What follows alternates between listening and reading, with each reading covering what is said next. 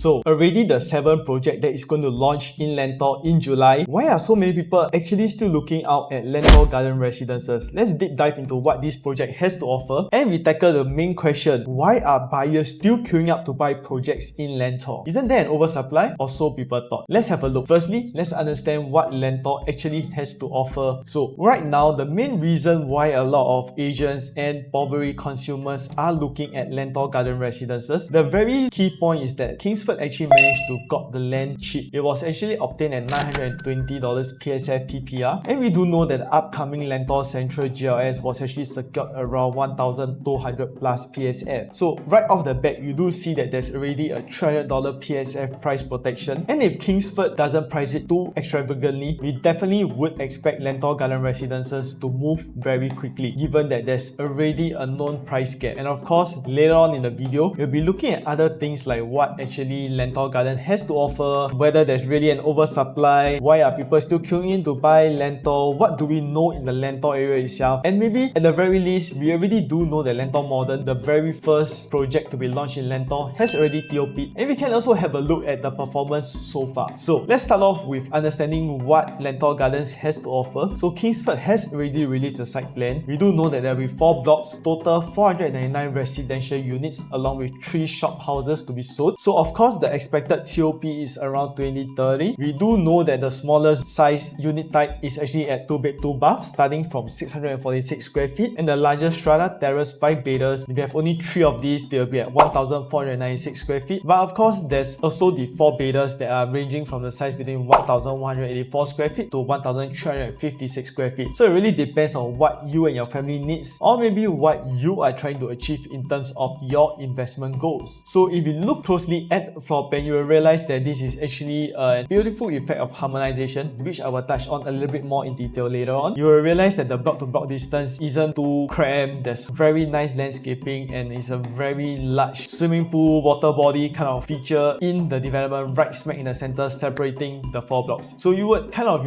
imagine that this is going to be a bit more like a resort vibe kind of development. So a lot of people also be thinking whether we should actually still be entering Lentor right now. Is there an oversupply, or should we wait? Should we look at, the upcoming Thompson Reserve that has been en bloc successfully, or should we look further up? Let's wait for something that comes out like Springleaf, because it feels like Lentor is overcrowded. Well, we'll have a look and think about what is better. And of course, there are also some people who really believe in Lentor and are already starting to buy in because they cannot wait for the project to be done. They are looking at the subset options at Lentor Modern. So of course, off the bat, we do know that Lentor Gardens isn't the last plot in Lentor. We do know Lentor Central is coming up, and if you look at the master plan, you still would see that there are actually some residential plots of land that are earmarked and is still subject to detailed planning. So definitely we should still expect to see a few more land GLS, land bids that would be coming up in the near future. So of course, if you ask me what this project might be interesting for, so first off, we do know that in terms of location wise, Lentor is definitely an interesting area, and while you look at the master plan, it might not actually be the largest plot. We do know that it is kind of like a sub-zone of Ang Mo Kio, and of course further up, we do know that there are going to be some interesting redevelopments, especially at the Springleaf area, and we do know that the Tagore area would also be subject to some future redevelopment by URA. So definitely, I would say that even though it might seem like it is a bit oversupply, it might seem like there's not much movement going on there, but I do believe that based on what we can see from the URA website, there's definitely some plans for further redevelopment in the future, and with the influx of residential around this area, we can safely assume that URA definitely must have plans to make this area even better. And if the long-term plan is to bring in more housing plans, I would say that entering early would always be better than entering late, provided the prices are right. So of course, the main allure of Lentor, if you ask me, would really be the MRT connectivity. So right at Lentor Modern's doorstep is Lentor MRT on the Thomson East Coast Line. Of course, Lentor Gardens wouldn't be directly connected, but it isn't too far of a walk away, man. And if you just deep dive into the MRT map itself, you realize that you're just a few stops away from Woodlands, and you'll be able to connect the North-South line. If you move down, you would be easily connectable via the Circle Line to Caldecott. Another stop further, it will be connected to Stevens, which is the downtown line, and even further down, you'll be linked to Orchard, Outram Park, all the way to the east at Bedok. So it really does bring up a lot of connectivity, and we do know that the Thomson East Coast Line isn't finished yet. It is actually going to extend all the way to Changi Airport Terminal 5. So this actually means that that buying into Lentor, staying along the Thomson East Coast line, you are definitely very well connected. And if you have been following Singapore's property journey and how the infrastructure has been growing, you will realize that the government usually builds the MRT line first to connect certain ports before they introduce even more changes in terms of residential, whether it's amenities, whether whatever it might be. It will come. It's a matter of when it will come. But definitely we do know that as the government continues to progress, they definitely are more experienced and able to handle it at a quicker pace as compared to the early days of, let's say, maybe Punggol, when that was like 10 over years ago. Things might move a bit slower, but I do believe that these are going to be some of the changes that we might see even in Tengah itself. It is still a new township, but later on I'll talk a bit more about why I believe that Lentor, although it is kind of a new township, we can expect similar changes to unfold if we believe in Singapore's property market. So of course, another thing that we should take note of is definitely the launch day sales, especially for the Lentor projects in the last 1 to 2 years. We do see very strong sales, especially once we talk about, let's say, Lentor Mansion, which was the very first harmonized project in Lentor. It was 75% sold on the launch day weekend itself. Lentor Central Residences, 93% sold on launch day itself. And of course, if you were following me earlier on when I was saying Lentor Modern was the first POP project in Lentor, we have already seen early sub-sale gains of up to 21%. So this is really strong statistics to show that people are actually wanting to live in Lentor. They are more than happy to pay a certain price point. And if Lentor Garden Residences actually is launched at an attractive pricing, I think this is something you should not miss, given that this is a harmonized project versus Lentor Modern. In future, regardless of whether the MRT is right at your doorstep, it's honestly not that far of a walk away. You have to think about whether future buyers want a newer lease and better efficient layouts. So of course, if you look at this screen over here, we do know that the transacted prices in Lentor has already shown the highest PSF recorded at Lentoria, around 2,600 plus PSF. So definitely you would have to take a step back and realize that if Lentor Garden Residences, because of the low land bid cost and the break-even cost is only about 1,900 plus PSF, you'll realize that potentially the developers might be able to launch it at 2,002, 2,003 PSF. And given how the other projects in Lentor has already recorded 2004, 2005, 2006 PSF even, I think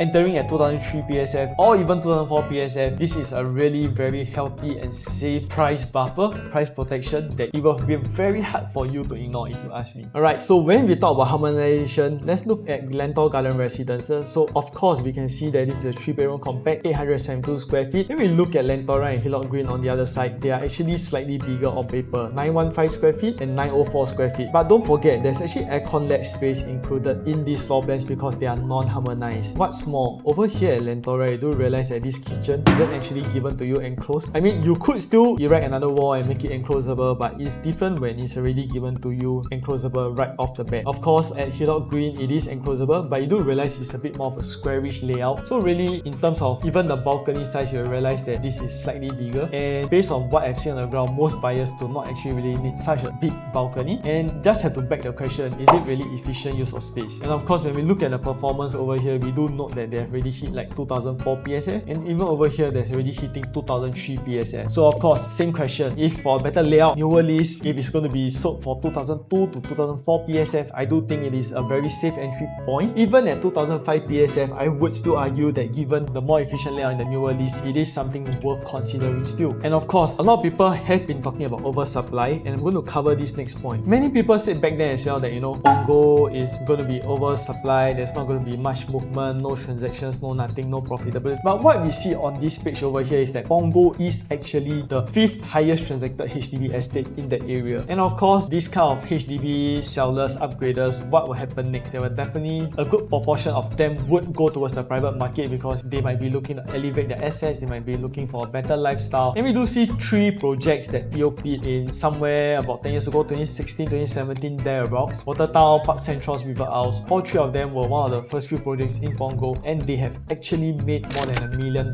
in profit in terms of their record profitability. And of course, even for Tengah, it is still a bit too early to say, but we do know that people are already seeing the big picture. Tengah Garden Residences was 99% sold on launch day. I would say that it is given that the prices were very attractive, but same thing, if there is not going to be expected demand, would buyers actually really buy into that project? So of course, I know the main story is still whether Lentor would actually replicate the success of Punggol, but let's be honest here, when people are looking at Lentor Modern, Lentor Garden, Lentor Central, Lentoria, Hillock Green, Lentor Mansion, whatever it might be. It's really just, are they really different products? You have to ask yourself that. And what makes Lentor Garden Residences potentially stand out? So of course, I'm not going to talk about whether the other Lentor projects are good buys, but based on what I'm seeing, there are very early promising signs that Lentor Garden Residences could potentially actually be one of the most valuable buy in 2026. If you have already missed the boat for Tengah Garden Residences, I highly suggest you keep an eye out for Lentor Garden Residences and see what developer price the units at and decide whether it might be worth entering. Last but not least, I'm going to end off the video by explaining potentially who should be the right buyers that should be looking at this. If you are a short-term investor looking to flip after the 4-year SSD mark, I do still think that Lentor Garden Residences would hold a bit of risk. But if you're an own-stay buyer, primarily buying for your own family, I do think that this is an interesting project with an interesting potential price point that should not be missed, especially if you are okay with living centrally. I mean, granted, it might take a while for amenities to be fully up and running, but I do think that this is really a project that shouldn't be missed if you're looking to elevate your assets. You're okay to hold it for the mid-term, maybe 5 to 7 years mark, and you're looking for a nice bigger space for your family to stay without overstretching your dollar. So if you like what you've been hearing so far, or you would like a more in-depth analysis of the Lentor Garden Residences and the potential oversupply issue and whatnot, feel free to reach out. I actually have this very interesting Thrive framework that I've developed in-house, allow my buyer to understand and assess whether any project that they are actually eyeing, whether it actually makes sense for them to enter, whether there are any risks, and whether this is a grade A, B, C or D project, and what are the risks involved in it. So if you are interested to find out more, feel free to reach out and be happy to share more.